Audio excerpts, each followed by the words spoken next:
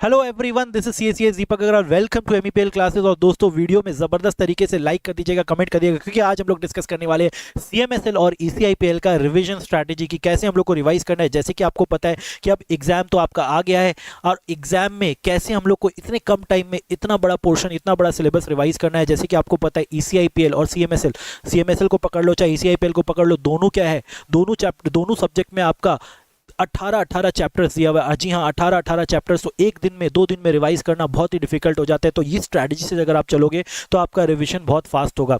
सबसे पहले आते हैं सीएमएसएल में। जी हाँ, सीएमएसएल का जो पेपर है, सीएमएसएल का जो पेपर है वो बहुत ही ज़बरदस्त पेपर है, बहुत ही हाई स्कोरिंग पेपर है। और इस पेपर में आपका प्रैक्टिकल भी आता है, तो हम लोग को प्रैक्टिकल को ध्यान में रखना है। और जैसे कि आपका प्रैक्टिकल आने का बात हो गया, तो प्रैक्टिकल आने से क्या हो जाता है, आपका पेपर में स्कोरिंग परसेंटेज बढ़ जाता है, अच्छा मार्क्स स्कोर कर सकते हैं। और यहाँ पे अगर प्रैक्टिकल क्वेश्चन का आपको अगर डिफिकल्टी लेवल बोला जाए, अगर 1 to 10 के स्केल में देखा जाए तो 3 लेवल पकड़ा जाता है, कि मतलब इतना डिफिकल्ट क्वेश्चन नहीं पूछा जाता है। तो कौन कौन से चैप्टर से प्रैक्टिकल क्वेश्चन पूछा जाता है? प्रैक्टिकल क्वेश्चन पूछा जाता है यही 3 चैप्टर से, म्यूचुअल फंड से, बायबैक से और ऑप्शन से।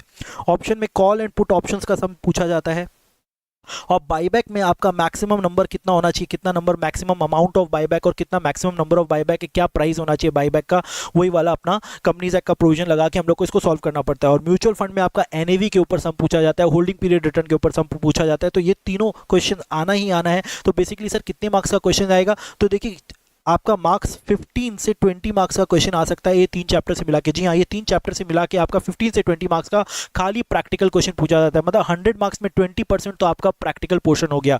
ओके, फिर उसके बाद देखिए आपका ये जो सब्जेक्ट है सीएमएसएल, वो 2 पार्ट में डिवाइडेड है, capital market and security law. Capital market and security law, capital market में आपके टोटल 7 टॉपिक्स है, और उसके बाद बाकी पार्ट बी में जितने भी टॉपिक्स है, बाकी पार्ट बी में।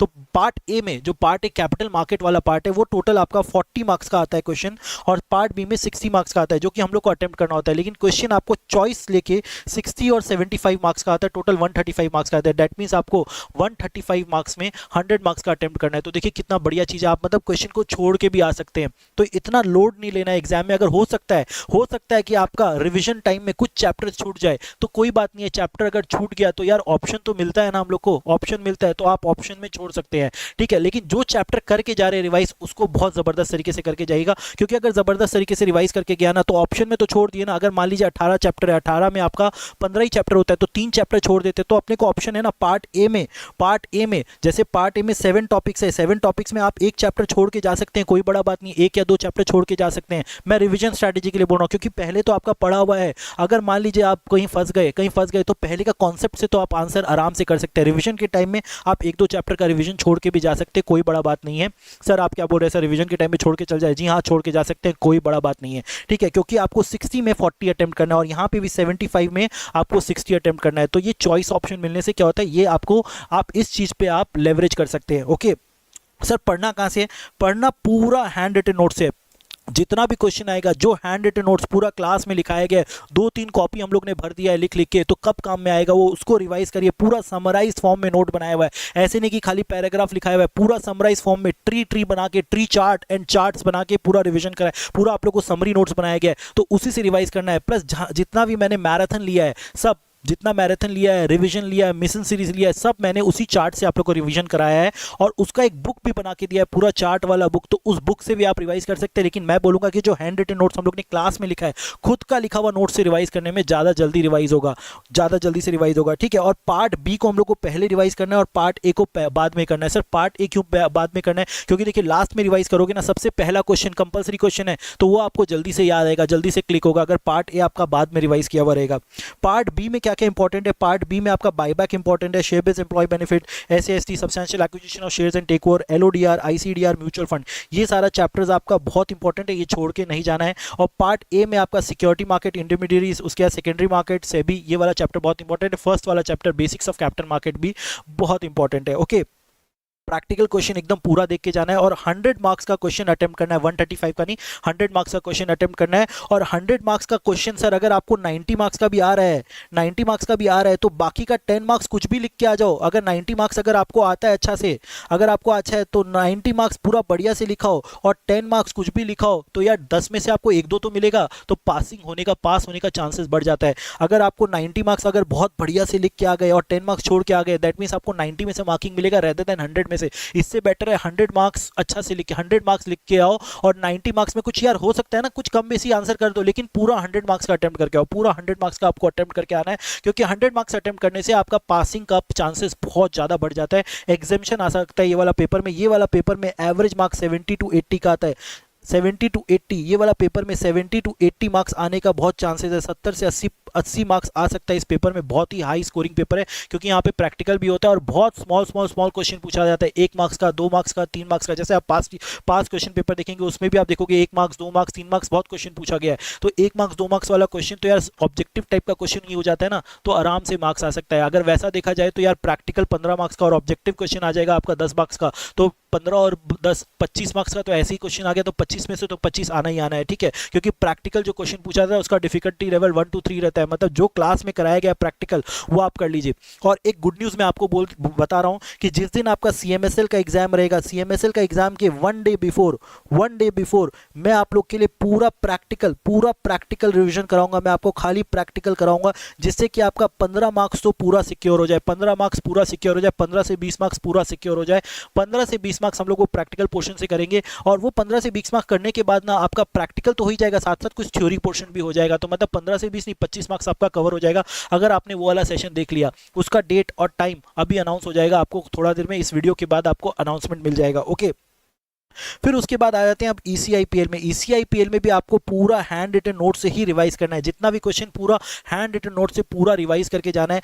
जो क्लास में लिखाया गया है वहीं से ही आएगा, मतलब 100 मार्क्स का पेपर वहीं से आएगा, क्योंकि हम लोग का ये जो है समरी नोट्स बनाया गया है पूरा इंस्टीट्यूट का मैथ से बनाया गया, पूरा इंस्टीट्यूट का मैथ से हम लोग ने छान के, जैसे क्लास में हम लोग क्या करते थे, हम लोग का स्टडी पैटर्न क्या रहता था, पहले इंस्टीट्यूट का मैथ देखते हैं, फिर इंस्टीट्यूट का मैथ से देखने के बाद इंस्टीट्यूट का मैथ को पूरा अच्छा से समझते हैं, फिर उसके बाद समरी नोट्स बनाते हैं, फिर वहां से दोबारा से रिवाइज करते हैं। तो 3-3 बार क्लास में रिवाइज करते हो। तो समरी नोट्स एक्चुअली में मैथ से ही बनाया गया है, तो समरी नोट्स पढ़ के चल जाओ, मतलब मैथ आपने और कहीं से पढ़ने का दरकार नहीं है, ओके। सबसे पहले आप ईसीआईपीएल में इकोनॉमिक एंड कमर्शियल लॉ पहले रिवाइज करेंगे, फिर उसके बाद इंटेलेक्चुअल प्रॉपर्टी लॉ बाद में रिवाइज करेंगे। और ये पेपर में भी आपका 60 मार्क्स का आता है इकोनॉमिक एंड कमर्शियल लॉ से और 40 मार्क्स का आता है आपका इंटेलेक्चुअल प्रॉपर्टी लॉ से। तो इंटेलेक्चुअल प्रॉपर्टी लॉ से बेसिकली आता है 60 मार्क्स का और ईसीएल से आता है आपका 75 मार्क्स का। दैट मीन्स यहाँ पे भी 15 मार्क्स का चॉइस क्वेश्चन है, यहाँ पे भी 20 मार्क्स का चॉइस क्वेश्चन है। दैट मीन्स 135 मार्क्स का टोटल क्वेश्चन आता है, उसमें से 100 मार्क्स का अटेम्प्ट करना है। दैट मीन्स यहाँ पे भी आपके पास ऑप्शन है, कुछ कुछ टॉपिक अगर छूट जाता है। अगर आईपीएल का बात करा जाए तो यहाँ पे तो चार ही तो टॉपिक है, चार ही चैप्टर्स है, तो 4 चैप्टर्स में क्या तो छोड़ के जाएंगे, पूरा चैप्टर तो नहीं छोड़ के जा सकते ना। तो उसमें से कुछ अंदर में कोई टॉपिक नहीं समझ में आ रहा है, छोड़ के जा सकते हो। रिवाइज करते वक्त इतना लोड नहीं देना दिमाग में, ठीक है, छोड़ के जा सकते हो, ओके।